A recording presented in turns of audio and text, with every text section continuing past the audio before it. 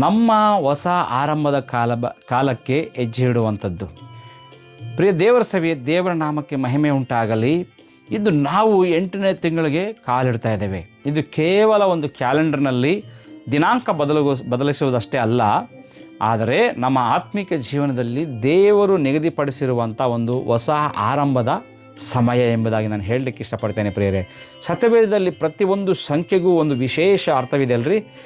7 ಎಂಬ ಸಂಖ್ಯೆಯು ಪರಿಪೂರ್ಣತೆ ಅಥವಾ ಪೂರ್ಣಗೊಳ್ಳುವಿಕೆಯನ್ನು ಸೂಚಿಸುವಂಥದ್ದಾಗಿದೆ. ದೇವರು 6 ದಿನಗಳಲ್ಲಿ ಜಗತ್ತನ್ನು ಸೃಷ್ಟಿಸಿ 7ನೇ ದಿನ ವಿಶ್ರಮಿಸಿದನು. ಆದರೆ 8 ಎಂಬ ಸಂಖ್ಯೆಯು ಹೊಸ ಆರಂಭ ಎಂಬುದಾಗಿ ಹೇಳಲಿಕ್ಕೆ ಇಷ್ಟಪಡ್ತೇನೆ. ಪುನರುತ್ಥಾನ ಮತ್ತು ಸಮೃದ್ಧಿಯ ಸಂಕೇತವಾಗಿ ಎಂಬುದಾಗಿ ಕೂಡ ಹೇಳಲಿಕ್ಕೆ ಇಷ್ಟಪಡುವಂಥನಾಗಿದ್ದೇನೆ. ನೋಡ್ರಿ, ನೋಹನ ಕಾಲದಲ್ಲಿ ಜಲಪ್ರಳಯವಾದಾಗ ಹಡಗು 7ನೇ ತಿಂಗಳಲ್ಲಿ ಅರಾರಾಟ್ ಪರ್ವತದ ಮೇಲೆ ನಿಂತಿತ್ತು. ಆದಿಕಾಂಡ ಪುಸ್ತಕ 8ನೇ ಅಧ್ಯಾಯ 4ನೇ ವಚನ ಪ್ರಕಾರ. ಆದರೆ ನೀರು ಬತ್ತಿ ಹೋಗಿ ನೋಹನು ತನ್ನ ಕುಟುಂಬದೊಂದಿಗೆ ಹಳೇ ಪ್ರಪಂಚವನ್ನು ಬಿಟ್ಟು ಹೊಸ ಪ್ರಪಂಚಕ್ಕೆ ಹೆಜ್ಜೆ ಇಟ್ಟಿದ್ದು ಇದೇ 8ನೇ ತಿಂಗಳಲ್ಲಿ, ಅದೇ 8 ಜನರೊಂದಿಗೆ. ನಾವು ಗಮನಿಸ್ಕೊಳ್ರಿ, ಹಳೆಯ ಒಡಂಬಡಿಕೆಯಲ್ಲಿ ಸುನ್ನತಿ ಕಾರ್ಯವು ಅದೇ ರೀತಿಯಲ್ಲಿ ನಾವು ನೋಡುವಾಗ ಮಗುವಿನ 8ನೇ ದಿನದಂದು ನಡೀತಾ ಇತ್ತು. ಪ್ರಿಯರೇ, ಹೌದ್ರಾ?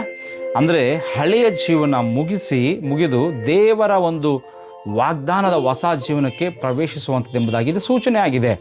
ಅದೇ ರೀತಿಯಲ್ಲಿ ಗಮನಿಸುವಾಗ ಕಳೆದ 7 ತಿಂಗಳು ಒಂದು ವೇಳೆ ನಮ್ಮ ಜೀವನದಲ್ಲಿ ಶೋಧನೆಗಳು, ನಿರಾಶೆಗಳು ಅಥವಾ ಕಷ್ಟ ಸಂಕಷ್ಟಗಳು ತಂದಿರಬಹುದು, ಹೌದ್ರಾ? ಆದರೆ ಇಂದು ದೇವರು ನಮಗೆ ಹೇಳುವಂಥ ಮಾತೇನೆಂಬುದಾಗಿ ನೋಡುವಾಗ ಪ್ರಿಯರೇ, ನಿಮ್ಮ ಕಾಯುವಿಕೆಯ ಸಮಯ ಅದು ಮುಗಿದು ಹೋಯಿತು. ನಿಮ್ಮ ಹೊಸ ಆರಂಭ ಕಾಲಕ್ಕೆ ನೀವು ಹೆಜ್ಜೆ ಇಡ್ತಾ ಇದ್ದೀರಾ ಎಂಬುದಾಗಿ. ಮೊದಲನೇ ವಿಷಯವನ್ನು ನಾವು ಗಮನಿಸುವಾಗ ಕಳೆದಿದ್ದನ್ನು ಮರೆತು ಬಿಡೋಣ. Forget the fast.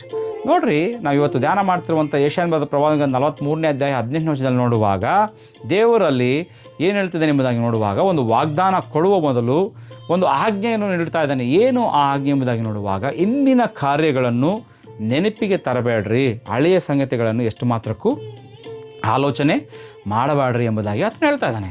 ನಮ್ಮಲ್ಲಿ ಅನೇಕರು ನಾವು ಮಾಡುವಂಥ ತಪ್ಪೇನೆಂಬುದಾಗಿ ನೋಡುವಾಗ, ದೇವರು ನೀಡುವ ಹೊಸ ಆಶೀರ್ವಾದಗಳನ್ನು ಪಡೆದುಕೊಳ್ಳಲು ಇವತ್ತು ಸಾಧ್ಯವಾಗದಿರಲು ಕಾರಣ ಏನೆಂಬುದಾಗಿ ನೋಡುವಾಗ ಪ್ರಿಯರೇ, ನಾವು ಇಂದಿಗೂ ಸಹ ಅದೇ ಹಳೆಯ ನೆನಪುಗಳಲ್ಲೇ ಜೀವಿಸುವಂಥ ವ್ಯಕ್ತಿಗಳಾಗಿದ್ದೇವೆ.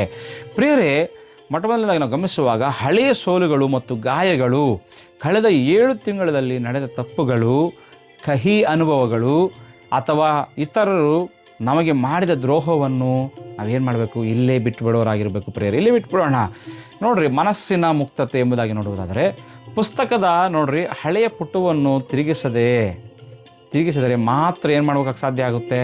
ಹೊಸ ಪುಟವನ್ನು ನಾವು ಧ್ಯಾನ ಮಾಡಲಿಕ್ಕೆ ಅಥವಾ ಓದಲಿಕ್ಕೆ ಸಾಧ್ಯ. ದೇವರು ನಮ್ಮ ಜೀವನದಲ್ಲಿ ಹೊಸ ಅಧ್ಯಾಯವನ್ನು ಪ್ರಾರಂಭ ಮಾಡುವಾಗ ನಾವು ಇನ್ನೂ ಹಳೆಯ ಪುಟಗಳನ್ನೇ ಹಿಡಿದುಕೊಂಡು ಅಳುವಂಥದ್ದು ಬೇಡ ಪ್ರಿಯರೇ. ಕ್ಷಮಿಸುವ ಮನಸ್ಸು ಬೆಳೆಸ್ಕೊಳ್ಳೋಣ. ಅಷ್ಟು ಮಾತ್ರಕ್ಕಲ್ಲ, ಹೃದಯವನ್ನು ನಾವು ಹಗರು ಮಾಡಿಕೊಳ್ಳೋಣ. 2ನೇ ವಿಷಯಕ್ಕೆ ನಾವು ಹೋಗುವುದಾದರೆ, ದೇವರು ಮಾಡುವಂಥ ಹೊಸ ಕಾರ್ಯವನ್ನು ನಾವು ಗ್ರಹಿಸಿಕೊಳ್ಳೋಣ. ಪರ್ಸೀವ್ ದ ನ್ಯೂ ಥಿಂಗ್ ಎಂಬುದಾಗಿ. ಅಂದರೆ ಅದೇ 43ನೇ ಅಧ್ಯಾಯ ಯೆಶಾಯ 19ನೇ ವಚನದಲ್ಲಿ ನೋಡುವಾಗ ದೇವರು ಈ ರೀತಿ ಹೇಳುವಂಥದ್ದಾಗಿದ್ದಾನೆ, ಈಗೋ ನಾನು ಹೊಸ ಕಾರ್ಯವನ್ನು ಮಾಡುತ್ತೇನೆ, ಈಗಲೇ ಅದು ಚಿಗುರಿಸುವಂಥದ್ದಾಗಿದೆ, ನೀವು ಅದನ್ನು ಗ್ರಹಿಸುವುದಿಲ್ಲವೋ?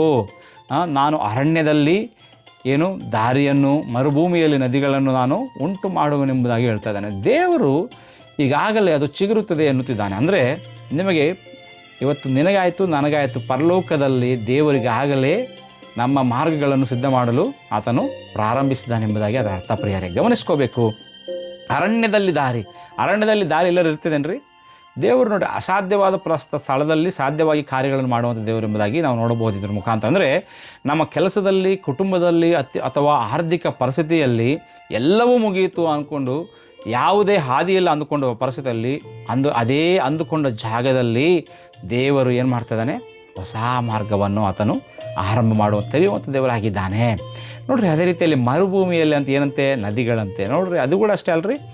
ಆತ್ಮೀಕವಾಗಿ ನಮ್ಮ ಜೀವನ ಒಂದು ವೇಳೆ ಒಣಗಿ ಹೋಗಿರುವಂಥ ಅನುಭವದಲ್ಲಿ ಆ ರೀತಿಯಾಗಿ ನಿನಗೆ ಭಾಸವಾಗ್ತಾ ಇದ್ದರೆ, ದೇವರು ತನ್ನ ಪವಿತ್ರಾತ್ಮನ ಮೂಲಕ ಹೊಸ ಉಜ್ಜೀವನವನ್ನು, ಹೊಸ ಚೈತನ್ಯವನ್ನು ಇವತ್ತು ನೀಡುವಂಥ ದೇವರಾಗಿದ್ದಾನೆ. ಸತ್ಯವನ್ನು ಗ್ರಹಿಸ್ಕೋಬೇಕು ಪ್ರಿಯರೇ. ಸನ್ನಿವೇಶಗಳನ್ನು ನೋಡಿ ಭಯಪಡುವಂಥದ್ದು ಬೇಡ. ದೇವರು ಶಕ್ತಿಯ ಮೇಲೆ ನಾವು ಕಣ್ಣಿಡುವಂಥ ವ್ಯಕ್ತಿಗಳಾಗಿರಬೇಕು. ನಂಬಿಕೆಯ ಕಣ್ಣುಗಳಿಂದ ದೇವರು ಮಾಡಲಿರುವಂಥ ಕಾರ್ಯಗಳನ್ನು ನಾವು ಗ್ರಹಿಸುವಂಥ ವ್ಯಕ್ತಿಗಳಾಗಿರೋಣ. ಮೂರನೇ ವಿಷಯಕ್ಕೆ ನಾವು ಹೋಗೋದಾದರೆ, ನಂಬಿಕೆಯಿಂದ ನಾವು ಮುಂದಕ್ಕೆ ಹೋಗೋಣ ಪ್ರಿಯರೇ. ನಂಬಿಕೆಯಿಂದ ಮುನ್ನಡೆಯುವಂಥದ್ದು, ವಾಕ್ ಇನ್ ಫೇತ್ ಎಂಬುದಾಗಿ ಹೇಳ್ತೀವಲ್ಲ. ನೋಡ್ರಿ, ಈ 8ನೇ ತಿಂಗಳಲ್ಲಿ ನಾವು ಸುಮ್ಮನೆ ಕಾಯುವುದಷ್ಟೇ ಅಲ್ಲ, ಆದರೆ ನಂಬಿಕೆಯಿಂದ, ಭರವಸೆಯಿಂದ, ಧೈರ್ಯದಿಂದ ಹೆಜ್ಜೆಗಳನ್ನು ಇಡುವಂಥ ವ್ಯಕ್ತಿಗಳಾಗಿರೋಣ. ನೋಡ್ರಿ, ಮೊಟ್ಟ ಮೊದಲನೇದಾಗಿ ಆಲೋಚನಾ ವಿಧಾನಗಳನ್ನು ನಾವು ಬದಲಾಯಿಸ್ಕೊಳ್ಳೋಣ. ನನ್ನಿಂದ ಸಾಧ್ಯವಿಲ್ಲ ಎನ್ನುವ ಬದಲು ನನ್ನನ್ನು ಬಲಪಡಿಸುವ ಕ್ರಿಸ್ತನಲ್ಲಿ ನಾನು ಎಲ್ಲವನ್ನೂ ಮಾಡಬಲ್ಲೆ ಎಂಬುದಾಗಿ ಧೈರ್ಯವಾಗಿ ಹೇಳುವಂಥ ವ್ಯಕ್ತಿಗಳಾಗಿರೋಣ. ಎರಡನೇ ವಿಷಯದಲ್ಲಿ ನೋಡುವಾಗ, ಮಾತಿನಲ್ಲಿ ಎಚ್ಚರದಿಂದ ಮಾತನಾಡೋಣ ಪ್ರಿಯರೇ. ಈ ಇಡೀ ನಮ್ಮ ಕುಟುಂಬ ಆರೋಗ್ಯ ಮತ್ತು ಮಕ್ಕಳ ಭವಿಷ್ಯದ ಕುರಿತು ಯಾವುದೇ ನಕಾರಾತ್ಮಕ ನೆಗೆಟಿವ್ ಮಾತುಗಳನ್ನು ಆಡುವಂಥದ್ದು ಬೇಡ. ಆಶೀರ್ವಾದದ ಮಾತುಗಳನ್ನೇ ನಾವು ಮಾತಾಡುವಂಥ ವ್ಯಕ್ತಿಗಳಾಗಿರೋಣ. ಮೂರನೇದಾಗಿ ನೋಡುವಾಗ ಪ್ರಿಯರೇ, ಕ್ರಿಯೆಯಲ್ಲಿ ನಂಬಿಕೆಯನ್ನು ತೋರಿಸೋಣ. ದೇವರು ನಮ್ಮ ಮನಸ್ಸಿನಲ್ಲಿ ಯಾವುದಾದರೂ ಹೊಸ ಯೋಜನೆ ಅಥವಾ ಒಳ್ಳೆಯ ಆಲೋಚನೆಗಳನ್ನು ಹಾಕಿದರೆ ಭಯವಿಲ್ಲದೆ ಹೆಜ್ಜೆಯನ್ನು ಮುಂದೆ ಇಡೋಣ ಪ್ರಿಯರೇ. ನಾವು ಗಮನಿಸೋಣ. ಮೊಟ್ಟ ಮೊದಲ ಆಲೋಚನಾ ವಿಧಾನ ಬದಲಾಯಿಸ್ಕೊಳ್ಳೋಣ, ಮಾತಿನಲ್ಲಿ ಎಚ್ಚರದಿಂದ ಮಾತಾಡೋಣ, ಕ್ರಿಯೆಯಲ್ಲಿ ನಂಬಿಕೆಯನ್ನು ತೋರಿಸೋಣ. ಇವತ್ತು ನಾವು ಗಮನಿಸುವಾಗ ಹಾಗಾದರೆ ಹೇಳೋಣ ದೇವರಿಗೆ, ನಮ್ಮ ಜೀವನದಲ್ಲಿ ಯಾವುದು ಮುರಿದು ಬಿದ್ದಿದೆಯೋ ಅಪ್ಪ, ಯಾವುದು ನಿಂತು ಹೋಗಿದೆಯೋ ಅದನ್ನು ಮರಳಿ ಕಟ್ಟಿ ಹೊಸದಾಗಿ ಪ್ರಾರಂಭಿಸಲು ಈ 8ನೇ ತಿಂಗಳು ಅತ್ಯಂತ ಶ್ರೇಷ್ಠವಾದ ಸಮಯ ಅಂತ ಎಂಬುದಾಗಿ ಹೇಳೋಣವಾ. ಈ 31 ದಿನಗಳು ನಮಗೆ ದೇವರ ಕೃಪೆಯಪ್ಪ, ನಿನ್ನ ಕೃಪೆ ನಮ್ಮೊಂದಿಗೆ ಇರಲಿ ಎಂಬುದಾಗಿ ಆತನ ಹೇಳೋಣ. ಹಾಗಾದರೆ ಪ್ರಿಯರೇ, ನಾವು ಈ ರೀತಿ ಹೇಳುವುದಾದರೆ ಖಂಡಿತವಾಗಿಯೂ ದೇವರು ನಮಗೆ ಅಸಾಧ್ಯವಾದ ಕಾರ್ಯಗಳನ್ನು ಸುಸಾಧ್ಯವಾಗಿ ಮಾಡಲಿಕ್ಕೆ ಸಾಧ್ಯ. ಇನ್ನು ನಾವು ಹೆಚ್ಚಾಗಿ ಹೇಳಬೇಕಂದ್ರೆ, ಅಪ್ಪ ಪರಿಶುದ್ಧನಾದ ದೇವರೇ, ತಂದೆಯಾದ ದೇವರೇ, ನಮ್ಮ ಪರಲೋಕ ತಂದೆ ಈ ನೂತನವಾದ 8ನೇ ತಿಂಗಳಿಗೆ ನಮ್ಮನ್ನು ಜೀವನದೊಂದಿಗೆ ನಡೆಸಿಕೊಂಡು ಬಂದಿದ್ದಕ್ಕೆ ನಿನಗೆ ಸ್ತೋತ್ರ ಎಂಬುದಾಗಿ ಹೇಳೋಣ. ಸ್ತೋತ್ರ ಸಲ್ಲಿಸೋಣ ಆತಗೆ. ಕರ್ತನೆ, ಕಳೆದ ತಿಂಗಳಲ್ಲಿ ನಾವು ಎದುರಿಸಿದ ಪ್ರತಿಯೊಂದು ಗಾಯಗಳನ್ನು, ಸೋಲುಗಳನ್ನು ಮತ್ತು ಭಯಗಳನ್ನು ನಿನ್ನ ಪಾದದ ಬಳಿ ನಾವು ಒಪ್ಪಿಸಿದೆ ಎಂಬುದಾಗಿ ಒಪ್ಪಿಸಿಕೊಡೋಣ ಪ್ರಿಯರೇ. ಅಷ್ಟು ಮಾತ್ರಕ್ಕಲ್ಲ, ಈ 8ನೇ ತಿಂಗಳಲ್ಲಿ ನೀನು ನಮಗೆ ವಾಗ್ದಾನ ಮಾಡಿದ ಹೊಸ ಆರಂಭಗಳನ್ನು ನಾವು ನಂಬಿಕೆಯಿಂದ ಸ್ವೀಕರಿಸ್ತೇವೆ ಎಂಬುದಾಗಿ ಆತನಿಗೆ ಹೇಳೋಣ ಪ್ರಿಯರೇ. ನಮ್ಮ ಅರಣ್ಯದಂತಹ ಸನ್ನಿವೇಶಗಳಲ್ಲಿ ನೂತನ ಮಾರ್ಗಗಳನ್ನು ನೀನು ಉಂಟು ಮಾಡ್ತೀವಿ ಎಂಬುದಾಗಿ ನಾವು ನಂಬ್ತೇವೆ ಎಂಬುದಾಗಿ ಹೇಳೋಣ.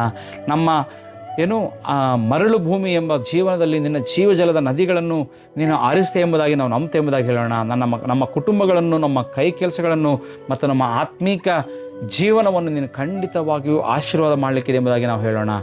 ಈ ಇಡೀ ತಿಂಗಳು ನಿನ್ನ ರೆಕ್ಕೆಯ ಪಕ್ಕೆಯಲ್ಲಿ, ನಿನ್ನ ಮರೆಯಲ್ಲಿ ನಮ್ಮನ್ನು ಕಾಯ್ದು ಹೊಸ ಕೃಪೆಯೊಂದಿಗೆ ತುಂಬಿಸ್ತೆ ಎಂಬುದಾಗಿ ನಾವು ನಂಬ್ತಾ ಇದ್ದೇವೆ ಎಂಬುದಾಗಿ ಅಪ್ಪ, ನೀನು ಖಂಡಿತವಾಗಿ ಇಡೀ ತಿಂಗಳು ನಮ್ಮ ನಡೆಸ್ತೆ ಎಂಬುದಾಗಿ ನಾವು ವಿಶ್ವಾಸದಿಂದ ಅರಿಕೆ ಮಾಡೋಣ. ಖಂಡಿತವಾಗಿಯೂ ನಾವು ವಿಶ್ವಾಸದಿಂದ ಅರಿಕೆ ಮಾಡೋದಾದರೆ ಈ ತಿಂಗಳು, ಈ ಹೊಸ ಆರಂಭವು ದೇವರು ನಿನ್ನ ಜೀವನದಲ್ಲಿ ಹೊಸ ಕಾರ್ಯಗಳನ್ನು ಮಾಡುವಂಥ ತಿಂಗಳು ಇದಾಗಿದೆ ಎಂಬುದಾಗಿ ನಾನು ಹೇಳಲಿಕ್ಕೆ ಇಷ್ಟಪಡುತ್ತಾ ವಾಕ್ಯವನ್ನು ಮುಗಿಸಿದ್ದೇನೆ. ದೇವರು ನಾವೆಲ್ಲರನ್ನೂ ಸಹ ಆಶೀರ್ವಾದ ಮಾಡಲಿ. ಆಮೇನ್, ಆಮೇನ್, ಆಮೇನ್.